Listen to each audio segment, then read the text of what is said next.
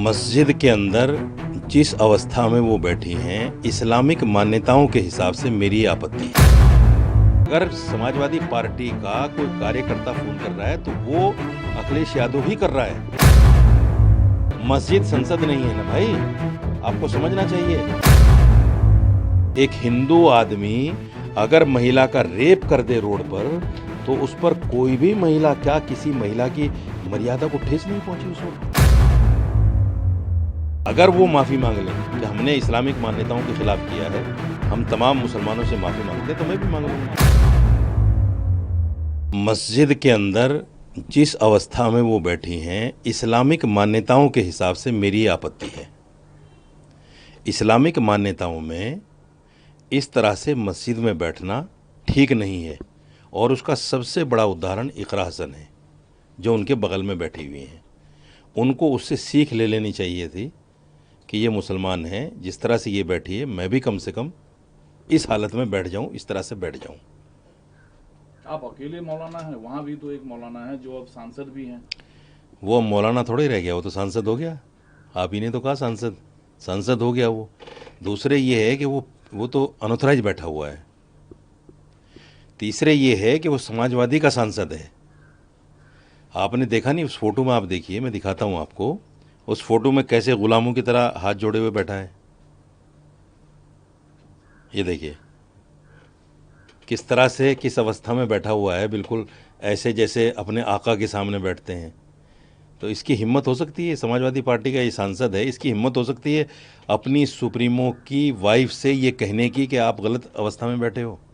मस्जिद की मर्यादा। सबसे बड़ा मुजरिम तो यही है, सबसे बड़ा मुजरिम। एक तो इसलिए मुजरिम है कि ये अनऑथराइज बैठा है। इसने अपना शक्ति प्रदर्शन करने के लिए अखिलेश यादव को, डिम्पल यादव को वहाँ पे बुलाया है, ताकि लोग मेरी ताकत को पहचान सकें, जो लोग उसको निकालने के पीछे पड़े हुए हैं वहाँ से कि मेरी पहुँच कहाँ तक है। अखिलेश यादव मेरी एक बात पर आ सकते हैं।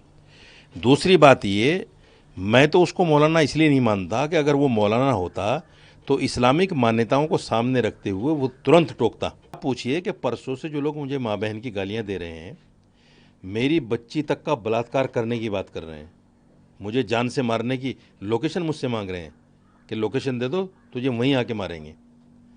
तो क्या ये अमर्यादित, ये मर्यादित है? अखिलेश यादव थोड़ी करवा रहा है। अखिलेश यादव करवा रहे हैं।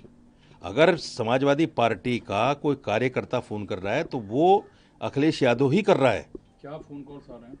यही आ रहे हैं, माँ बहन की गालियाँ, बच्ची के साथ गलत काम करने की धमकी, मुझसे लोकेशन मांग रहे हैं कि तुम्हें मार देंगे जान से। पूरे देश के मौलानाओं को तो नहीं मैं जानता कि उनके अंदर मर्यादा बची है कि नहीं बची है। जैसे मुहिबुल्लाह नदवी के अंदर मर्यादा नहीं है, वो सांसद क्या बन गया, गुलाम बन गया पार्टी का, उस इस्लाम की मान्यताओं को भूल गया। तो मैं तो भाई मान्यताओं को याद दिलाऊंगा उनको। एक हिंदू आदमी अगर महिला का रेप कर दे रोड पर, तो उस पर कोई भी महिला, क्या किसी महिला की मर्यादा को ठेस नहीं पहुंची उस वक्त? कोई प्रोटेस्ट हुआ? नहीं हुआ। आज अगर साजिद रशीदी ने, चूंकि मैं मुसलमान हूं, मैंने एक हिंदू महिला के खिलाफ, अगर यहां भी मुस्लिम महिला होती शायद ये खबर भी ना बनती। हिंदू महिला के खिलाफ मैंने बोल दिया, और एक सांसद बोला था आपने? ना, बिल्कुल नहीं बोला। मैंने तो इस्लामिक मान्यताओं को सामने रखते हुए बोला है।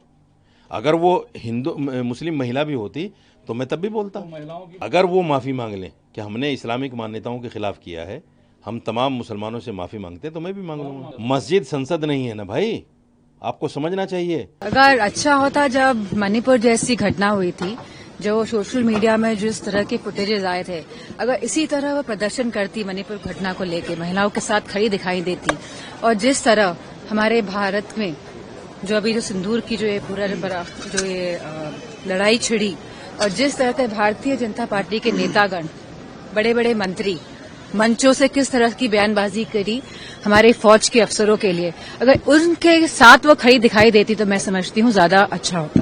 Thank you. क्या पहन के आए लोकसभा में, बताओ? वही पहन के आया करेंगे? नहीं, लोकसभा में क्या पहन के आए बताओ? जो लोकसभा में पहन के आएंगे वही हमारी हर जगह ड्रेस होगी।